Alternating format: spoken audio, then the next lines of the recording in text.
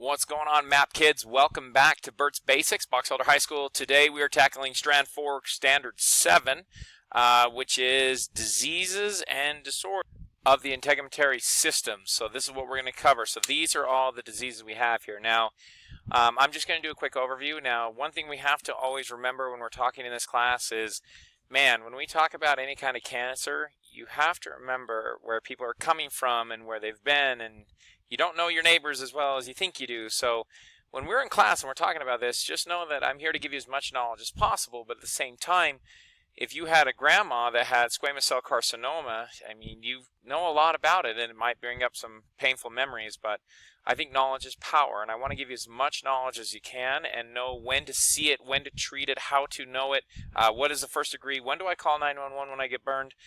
This is all about you being better prepared for the future. So let's go ahead and get started. These are the ones we're going to talk about, and I'll try to be as sensitive as possible, but at the same time, I never shy away from any topics. So here we go.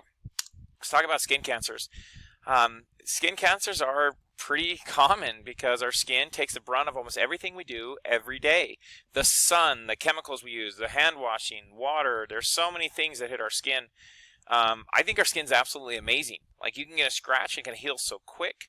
But sometimes things go wrong in the skin and we got to watch out for them. So these are the three types of cancers that they want you to know about. They want you to know about basal cell carcinomas, squamous cell carcinomas, and melanomas. So let's talk about these ones. Basal cell is probably one you've never really heard of before. Now, if you've watched a YouTube video about the epidermis, which was our last one, the epidermis is divided into 5 layers. There's stratum, stratum, stratum, stratum, stratum. And the last one is called stratum basale, or basal cell layer. And that's where this cancer happens. So if you look at this guy's nose down here, this is a cancer in the epidermis. Now, this is the most common skin cancer diagnosed. So it's really, really common. But the nice thing is it rarely spreads. It tends to stick in the epidermis, which is avascular. So as far as fatalities goes, basal cell, even though it's the most common, is not the most fatal. And so we can get that treated with a dermatologist. They can look at it and kind of see what's going on, but that's your basal cell carcinoma. In contrast, you also have another one in the epidermis called squamosal cell cancer. Now, squamous is one of the 3 epithelials, and that's the one that is flat. And if you remember, all epidermis builds on a basement membrane. And then all the cells, as they get higher and higher away from that base membrane, they get further and further away from the blood. Because remember, it's avascular up here. So all the blood is down in the dermis layer. So the cells get flatter and flatter as they get away, and that's called squamous cells, and that's where this cancer takes place. You can see this red irritation. The claim to fame on this one is it's most commonly caused by sun damage. Boys get it more than females, or boys get it more than girls do. Tend to get it in places you get a lot of sun, you know, like your hands, your arms, your nose, your cheeks, your ears, the top of your head, sunspots. Can be very scary if it's left untreated. I know that when my grandpa was alive, he was a farmer. I grew up in Corinne. He had all sorts of these things on his skin, and we tried to get him to go to the doctor, and he never would. And that's when squamous cell can come very scary. But this was the one that's going to be probably the most quizzed on. Melanoma is actually one of the most rare types of skin cancer. It's a cancer of the melanocytes in the epidermis. Melanocytes are one of the 2 cells that help with the tan, and that's what gives them one of their major differences than the other ones is their color. Melanomas tend to be very dark in color. Now, these ones are by far the most dangerous because they have the greatest ability to spread, and that's malignant. Now, remember, malignant means that they have the ability to live away from the central mass, or they can spread to invade a new tissue. Melanomas are scary. Those are ones that you have to get checked out as soon as possible. So now we've talked about basal squamous and melanoma. I don't want you to go freaking out thinking, oh no, I have beauty moles all over the place, okay? I don't want to be like, oh no, am I going to die with this guy? Well, that's where this guy comes in. This is the basic formula, if I'm a dermatologist, on how to check to make sure that a mole is okay. So let's look at them. This is called the ABCDE method, and yes, I would know every letter, okay? And you just got to find a mole on your skin and then do a check, okay? And so let's do our check here. So the first one, this is a normal mole, this is a melanoma, and then you go all the way across and we can kind of see what they got. So here we go, symmetrical. Symmetrical means if I cut it in half, it's the same on both sides. Symmetrical, awesome. Asymmetrical, not awesome. So if I cut this in half, it looks like it's the same on both sides. So that's good. This one has a weird border. It's not the same on both sides. That's bad. Now, just because you have an asymmetrical does not mean you run to the dermatologist. Most dermatologists will say that you need 2 or 3 of these to really be nervous. But if you're ever in doubt, it's never a bad idea to go get it checked out. Okay? B is border. If the borders are even, and I know it sounds gross, but if you can take a pencil and trace around it without problems, that generally means it's a decent border. On the bottom one, if borders are irregular or hard to find, they go in and out of the skin a lot, that's generally bad. Color. One color tends to be good. There's an exception with that, but one color tends to be good. A multicolor mole tends to be bad. So if you have a rainbow mole and you're like, hey, this is my rainbow mole, it's my lucky mole, it is not your lucky mole. Okay, rainbow moles are bad. With the exception of that is black, because if you remember, melanomas are black. So if it's one color, but it's all pitch black, that's a danger zone. But if it's all light brown, if it's all dark brown, there's lots of colors of moles, one color is by far better than multi. The next one is diameter. The best way to do diameter, let me reach over here and grab my guy. If I apparently don't have a pen, but this will be fine, is you just take a pen. Okay, a pen. If I can take this Sharpie or a pencil eraser and cover a mole and I can't see it, that's a good sign. Okay, so if a pencil eraser can cover a mole and I can't see it anymore, good sign. If I put it there and the mole's still around it, that's bad because that's a little bigger than it's supposed to be. The last one is E. Now, there's 2 E's I learned when I was in all my medical classes. E, evolving, is what most people do. If you have a mole that's changing day to day, that's bad. Okay, they don't change it often, nor should they change it often.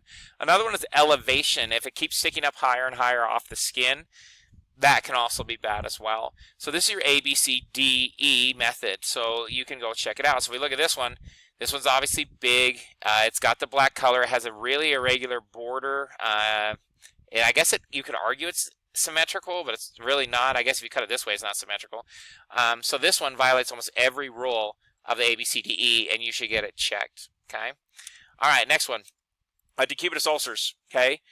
Decubitus ulcers, you might not have heard of them before, but you've probably heard of these. These are called bed sores or pressure sores, especially if you're one of my CNAs that are taking this class. You're very familiar with this. When I was taking all my medical classes to get like my first responder and stuff, I remember seeing that mannequin in the cabinet, and I was like, wow, what is that? Is that like a lesion or like a cut or, wound packing? I wasn't sure exactly what that was until I learned about decubitus ulcers. Now, I'm not going to show you a very nasty picture of this online because these do get pretty bad. But what ends up happening is if you have bed pressure or pressure sores or bed sores or decubitus ulcers, what happens is you are immobile usually. And what ends up happening is you get pressure points. And so if this person's had a stroke and is paralyzed on this side, all of a sudden the heel, the tailbone, the elbow, the shoulder, the back of the head, they kind of squish that bed and it hurts the blood supply to that area. So what will happen is that skin will start to form an ulcer or an open sore. Oops. Sorry about that. It'll start to form an open sore. And that's what I call a decubitus ulcer. So if you look at this picture, these are the most common places to get it. So as a CNA, now you understand 1,000 times more how important it is to make a bed without a crease, how we rotate our patients as much as we can to try to prevent bed sores. Unfortunately, once bed sores begin to happen, man, they are a bugger to treat. But that's what a decubitus ulcer. So that's what this is showing here. It's showing the major spots where you can get a decubitus ulcer. That's what that mannequin is. Okay. All right, so let's go to my next ones. The next ones are eczema and lesions. The biggest problem I have with eczema is not necessarily knowledge. Eczema is any kind of condition where the skin gets irritated. It can turn red. It can fester. The key on this one is it tends to be itchy. A lot of kids have this, and they can outgrow it, generally by the age they're 10, but it's just a pretty dry skin condition. Now, please, please, please, I beg of you, do not get this confused with eczema. Eczema is a dry skin, itchy condition.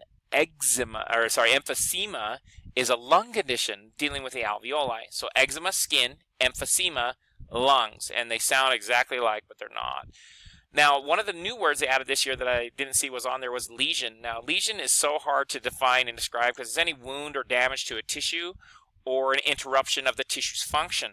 So a lesion is anything. Most of you are going to think of a lesion as a cut, which is a fine way to think about it. But if your lungs start to struggle, those can be called lesions. Or if there's an open sore, that's a lesion.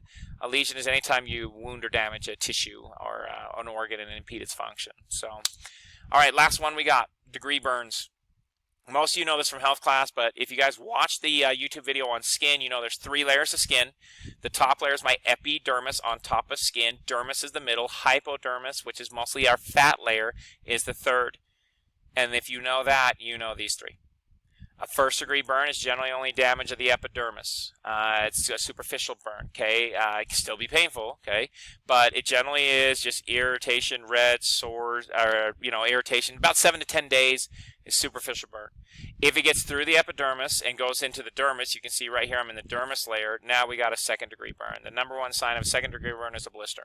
If you start to blister, then you have a second. It can be weeping and oozing. Second-degree burns are also quite painful. Third-degree burn, terrifying. Third-degree burn, obviously first degree, first level, second degree, second level, third degree, third level. That means you went through all the dermis, and now you're in the hypodermis. That means you went through the nerves too.